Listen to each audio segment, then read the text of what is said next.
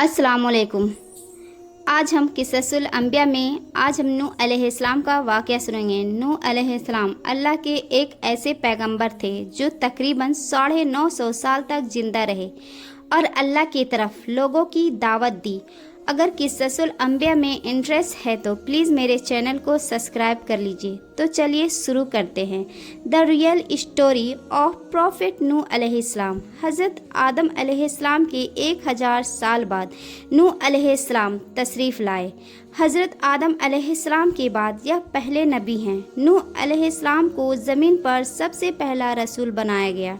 हज़रत नूह अलैहिस्सलाम के नबी बनाए जाने से पहले तमाम कौम अल्लाह की तौहीद और सही मजहब के रोशनी से पूरी तरह अनजान बन चुकी थी और हकीकी माबूदों की जगह खुद के गढ़े हुए बूतों ने ले ली थी। फिर अल्लाह ताला ने उन्हीं में से नूह अलैहिस्सलाम को नबी और रसूल बनाकर भेजा। नूह अलैहिस्सलाम ने अपनी कौम को हक की तरफ पुकारा और सच्चे मजहब की दावत दी, लेकिन कौम ने ना माना और नफ़रत हकारत के साथ इनकार किया। कौम के अमीरों और सरदारों ने उनको झुठलाने और उन्हें जलील करने का कोई पहलू ना छोड़ते थे। नूह अलैहिस्सलाम को हर तरह से जुल्म और तौहीन किया करते थे और कहते थे जिनको ना हमसे धन दौलत में बदतरी हासिल है और ना वह इंसानियत के रुतबे में बुलंद व बाला है, ना फरिश्ता है, उससे क्या हक कि वह हमारा पेशवा बने और हम उसके हुक्म को माने। जो गरीब और कमज़ोर लोग नूह अलैहिस्सलाम के पीछे चलते थे उनका कहाँ मानते थे। जो लोग अपने आप को इज्जत और रुतबा वाले समझते थे वो नूह अलैहिस्सलाम को कहते थे पहले अपने गरीब कौम को अपने पास से निकाल दे, तब हम तेरी बात सुनेंगे, क्योंकि हमको उनसे घिन आती है। हम और ये एक जगह नहीं बैठ सकते। नूह अलैहिस्सलाम एक ही जवाब देते, ऐसा कभी नहीं होगा, क्योंकि ये अल्लाह के मुखलिस बंदे हैं। अगर मैं इनके साथ ऐसा मामला करूं जिनकी तुम ख्वाहिश रखते हैं तो अल्लाह के अजाब से मेरे लिए कोई पनाहगाह नहीं।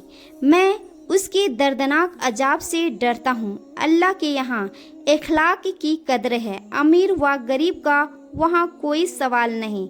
मैं तुम्हारे पास अल्लाह की हिदायत और पैगाम लेकर आया हूँ और ना मैं गैबदानी का दावा किया और ना फरिश्ता होने का। हज़रत नूह अलैहिस्सलाम ने कहा तुम्हें सही राह पर लाने के लिए ना तुम्हारे माल की ख्वाहिश है और ना मैं तुमसे उजरत का तलबगार हूँ।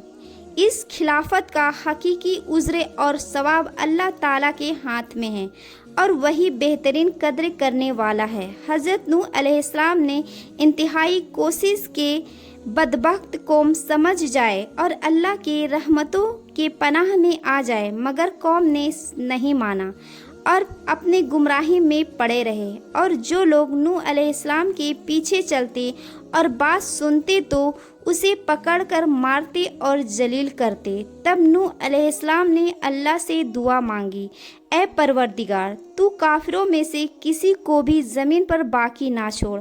अगर तू इसको यूं ही छोड़ दिया तो तेरे बंदों को भी गुमराह करेंगे और उनकी नस्ल की उन्हीं की तरह नाफरमान होगी। अल्लाह ने हज़रत नूह अलैहिस्सलाम की दुआ कबूल फरमाई और अल्लाह ताला ने कुफ़ारों को हलाक करने का ऐलान कर दिया। अल्लाह ताला ने हज़रत नूह अलैहिस्सलाम को नाव बनाने की हुक्म दी।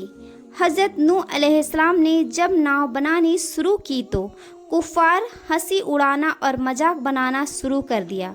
जब कभी उधर से गुज़र होता तो नूह अलैहिस्सलाम को कहते जब हम डूबने लगे तो तुम और तुम्हारे पीछे चलने वाले इस नाव में महफूज रहकर नजात पालोगे।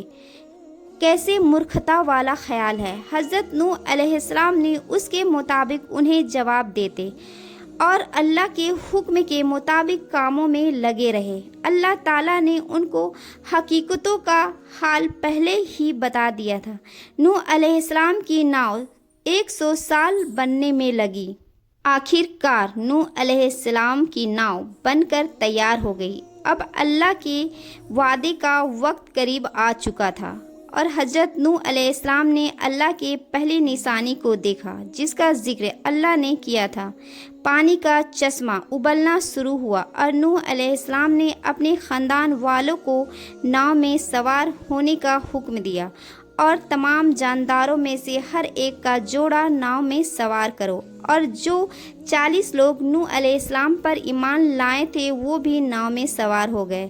نوح علیہ السلام نے جب سب کو ناؤ میں سوار کر لیا تو آسمان کو حکم ہوا پانی برسنا شروع ہو، اور دھرتی کے سوتوں کو حکم دیا گیا تم پوری طرح ابل پڑو، اور اللہ کے حکم سے یہ ہوتا رہا